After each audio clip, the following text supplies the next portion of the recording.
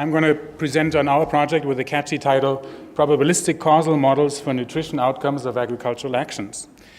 We don't even have an acronym. So what we're interested in, and what I think many people here are also interested in, is the link, of course, between agricultural actions and nutrition. Yeah, this is kind of one of the big question, what works and what doesn't work. But how can we study this linkage? It's actually rather more complicated than what's suggested here, because of course there are all kinds of intermediate steps, and I think that's become pretty clear to everybody. Yeah? So the whole thing is quite complex, and in addition to that, there are, of course, all these confounding factors. Nutrition is affected by all kinds of things, household income, there are climate effects, etc. There's all kinds of things. We like to summarize them as confounding factors, which is kind of more, I guess, comes from our statistical objectives, but there are really other important factors that we should be considering probably in the work we do. And so happens with all these confounding factors, sometimes even if we have a successful agricultural innovation intervention from a nutritional point of view, the outcome may not look like this, kind of a clean separation of the clusters. Here we have the nutrition outcomes here on the y-axis, and of course if this is the situation, we'll have no problem figuring out what works, whether this works or not. Most of the statistical tools we have can detect this, but most of the time, of course, it's not as easy. The effect here is actually the same, but of course, if we take a few samples here, we'll have a very hard time figuring out what happens. And this is actually a serious challenge to pretty much all the statistical tools that we've been trained in using. And so we've found out, or we've discovered that probably we need a bit of a deeper understanding of how the system works in order to figure out whether an intervention is successful in enhancing nutrition at any scale. Or not. So we've decided to go into the details and engage a bit more with the complexity that I think we're all aware of. And we do this through, well, we confront complexity in this way, as some of us may have here at this conference.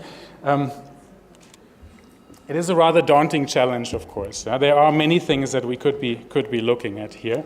And I guess the challenging part, I guess, in the philosophical way for researchers trained in natural sciences is that a complete objective understanding may not be attainable because there are many moving pieces and there's so much uncertainty about everything that if we wanted complete understanding, we'd be busy even on a small issue researching for 10 years and burning millions of dollars. So that's not normally an option. But fortunately, for deciding whether an intervention works or whether it is a good idea, even one in the future we're considering, we don't need to know everything. The question is, yes, and we actually have a lot of knowledge we can build on already. Sometimes we have this kind of statistically naive approach where we approach a problem pretending we know nothing going in, and all our knowledge has to come from the data we collect. But there is a lot of knowledge out there. Experts have knowledge, locals have knowledge, stakeholders have knowledge. And if we engage with that, we actually give ourselves a head start towards understanding a system. The question that then follows, of course, is this existing knowledge sufficient for deciding whether a specific intervention works? And if it isn't, where are the knowledge gaps? What do we really need to measure? It can't be everything, but there's probably some things that we still have too much uncertainty on to make good decisions. Now, we've come across a discipline called decision analysis, which comes kind of more from the business world, but it's also grounded on centuries of work on decision theory that has been focusing on exactly this question. How should we make a decision on interventions, on anything really, on complex systems in the face of uncertainty? So we've been trying to put this approach to work on the challenges that we're all facing here. And so what we've been trying to do is make causal decision models that we developed together with stakeholders. And we had two case studies we've worked on. One was introducing fruit trees on farms in Kenya, and the other one that I want to briefly present results on was in Uganda, where the government is currently considering their plan called Vision 2040, where they want to replace many of the home gardens of the country and replace them with larger scale commercial staple crop production. So what are the nutritional implications of this plan was the question. Here's the process that we normally follow, and this is an LCD screen, I was told, so I can't point at anything. But we normally start with a development decision, which you see written here in the left part of the image. We convene workshops that bring together stakeholders experts on the topic, and ideally decision makers or their technical advisors. We convene this group of model builders, so to say, and together we develop a model that includes everything that people think should be included in a model. Not basing it on data that happens to exist, but what people actually think is important. We make this into a transdisciplinary decision model that we then feed with the current state of knowledge, what we currently know. So we try and really make an effort to figure out what we currently know about all these factors that end up in our model. It's almost never precise numbers that come out of it, but most things, there are very little things that we actually know nothing about. We normally can come up with plausible ranges, probability distributions that describe what we actually know.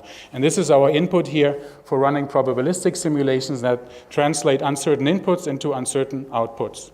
Yeah, so the success of the outcomes of our intervention will also then come in the form of probability distributions, of ranges in terms of nutritional outcomes or any other outcomes. Sometimes what comes out if we compare, or if we evaluate an intervention that way and compare to the baseline scenario, it turns out that we can already make a good recommendation based on what we already know. In cases where that's not the case, you go down the loop on the right side here. We identify the knowledge gaps, which the outputs from these models actually allow you. We can do some supporting research and cycle through the process a few times until we can make a good recommendation. So this is our basic approach here. Just very briefly, results from one of these processes. This is the Uganda model. See on the left side here, we have a so-called decision node, which determines whether we're implementing the vision or not. That's the box on the left that says, well, the blue one is the case where we don't implement it. The green results everywhere is where we do implement it.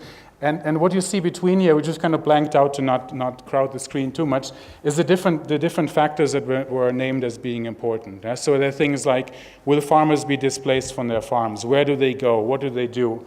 Will they have access to homegrown foods anymore? And of course, in many situations, the result is no.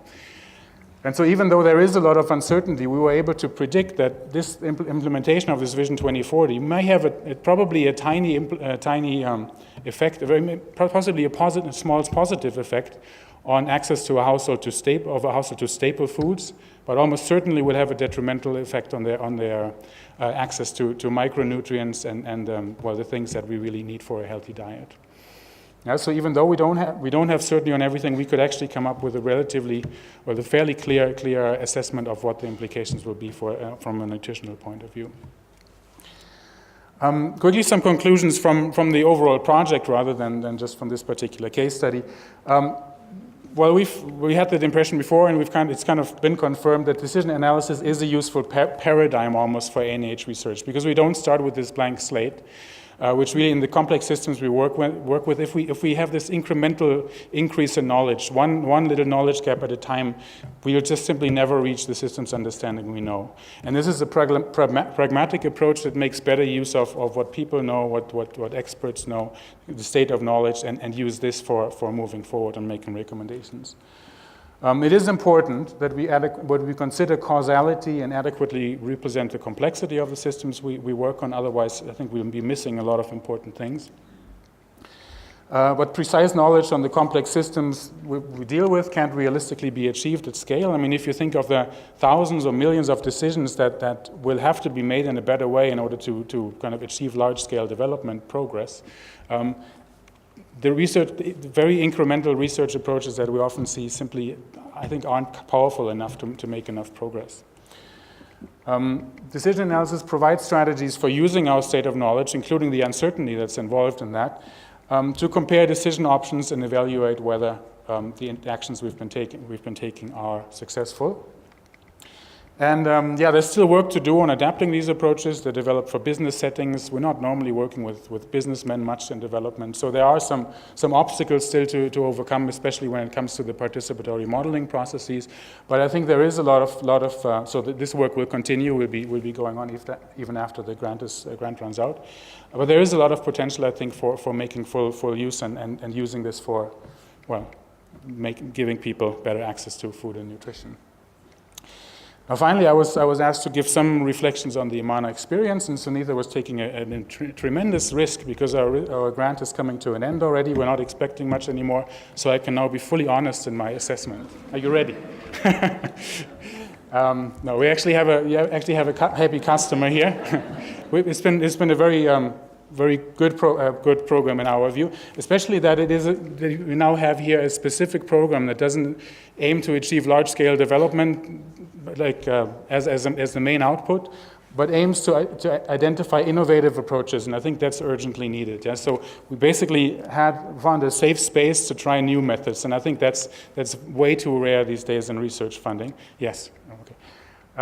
And I think it's fostered a necessary interdisciplinary conversation, which we're seeing all around us here, especially at these conferences. I think a lot of good ideas are coming up, and this is, I think, kind of an incubator of innovation and ideas for future work. We certainly have some plans for future activities on this. So overall, also, even though I've just been told I only have half a minute, I'm still going to say something positive about the management of the program. It was very well managed in my view, including flexible where flexibility was needed, which is also something you don't always experience. So overall, I want to say thanks, IMMANA, and thanks to all of you for listening as well.